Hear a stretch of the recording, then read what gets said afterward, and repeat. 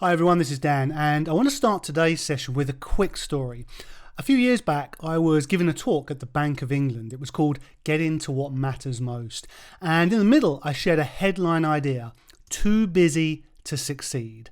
And when I did, the whole audience started giving me knowing nods and making noises like, oh yeah, I know just what you're talking about. Now, of course, we're all busy. We have back-to-back meetings, cascades of email, incessant demands on our time, information overload, and all within an always-on culture. But I can't tell you how many people I work with who, when they first come to me, are just too busy to succeed. Too busy to focus on the right projects. Too busy to say no to lesser goals. Too busy to notice best time is being spent on low-return activity. Too busy to relax into their most inspired and creative self. Too busy to create their day. Too busy to create their success. Just too busy to succeed. Now, why do we allow this? Because the world is wired for distraction, overload, overwhelm. Very little about our default setup is brain friendly. In fact, it's quite the opposite. And there's an intense competition for our attention. It's one of the reasons we so often say attention management is a real superpower. But we also allow ourselves to become too busy to succeed because busyness is expected of us and we like to play along. I remember one time a client calling to apologize for missing a session and, they were just so busy. And they said to me, Dan, you know how it is. Hey, you're probably busier than me. And I said, no, I'm not busy. And they were surprised. That was their first reaction because the world expects you to be busy and to self-describe as such.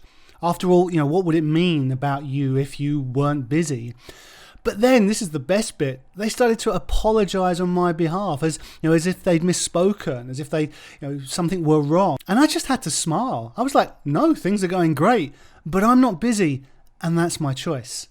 And that was an eye-opening moment for my client because they, like the majority of the world, associate busyness with success. And now they were faced with a brand new idea, success whilst not being busy. Now, we can all see why so many people fall into the trap of wanting to self-describe as busy. But I hope you can also see that we don't have to. So many wear busy like a badge of honor and it gets in their way. It's the ultimate obstacle because then they think the thoughts and act out the behaviors that make them too busy to succeed. And if this is an idea that's resonating and you'd like to play with some more, here's one of my little coaching challenges for you. Pick an upcoming day on your calendar that others would describe as the busiest. Chock-a-block, not a minute to spare. And I challenge you to change, nothing about your calendar, commitments and appointments, but to make a change on the inside and move through your day gracefully and with free-flowing energy, not once self-describing as busy. There's your challenge. Take it into the week ahead. I'm not busy and that's my choice. That's a brain tattoo I want you to take away today that I want you to install from this point on because busyness is a choice. Busyness is always a choice.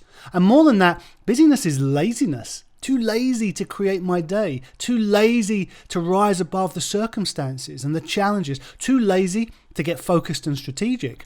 And we might even say busyness is fear. It's lying low, playing small, and it's me keeping myself from the work that will really move me forward.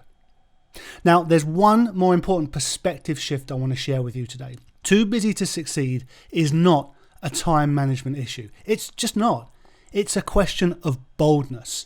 And just take a moment to take in the truth of that thought.